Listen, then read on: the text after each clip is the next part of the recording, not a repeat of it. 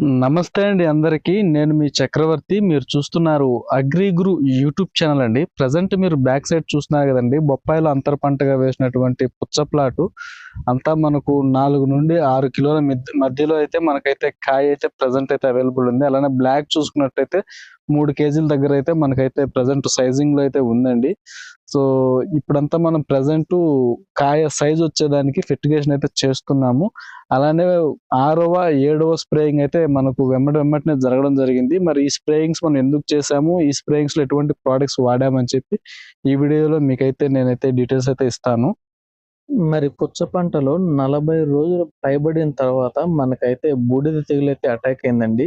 నేను గత 6 సంవత్సరాలుగా అయితే పుచ్చ పంట సాగు చేస్తున్నాను. ఎప్పుడు ఈ బూడిద తెగులు అంటే పౌడరీ మిల్యూ అంటారండి, పుచ్చ పంటలో అయితే నేను ఎప్పుడు ఫేస్ చేయలేదు ఈ ప్రాబ్లమ్ని. ఈ సంవత్సరం అయితే వచ్చింది. మరి దీనికోసం అయితే మనము 1 ఎకరం భూమికి 200 ml సింజెంటా మిరావిస్ డువో అనే ఫంగిసైడ్ని అయితే మనమైతే స్ప్రేయింగ్ అయితే ఇస్తున్నాము.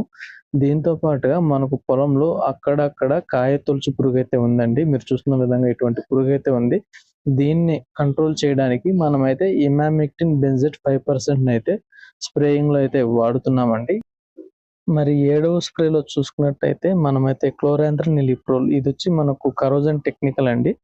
ఇది కాస్ట్ మనకు వేరే బ్రాండ్లో అయితే తక్కువలో పడుతుంది. దీనైతే మనం 0.6 ml 1 లీటర్ నీటికి అయితే వేస్తున్నాము.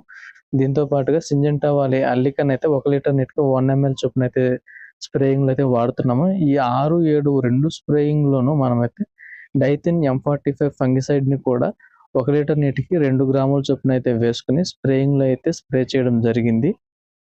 మరి ప్రస్తుతం మా ఏరియాలో అయితే day by day water melon కానివ్వండి, మస్క్ మిలన్ కానివ్వండి, ప్రైస్ అనేది డ్రాప్ అవుతూనే ఉంది. మరి ప్రజెంట్ మా ఏరియాలో వాటర్ మిలన్ వైట్ వెరైటీ వచ్చి మనకు ₹11, బ్లాక్ వెరైటీ వచ్చి ₹13 అయితే వెళ్తుంది. మరి మీ ప్రాంతంలో ప్రజెంట్ వాటర్ మిలన్ రేట్స్ ఎలా ఉన్నాయి? అలానే మీ ప్రాంతం పేరుని కమెంట్ సెక్షన్లో కమెంట్ చేయగలరు.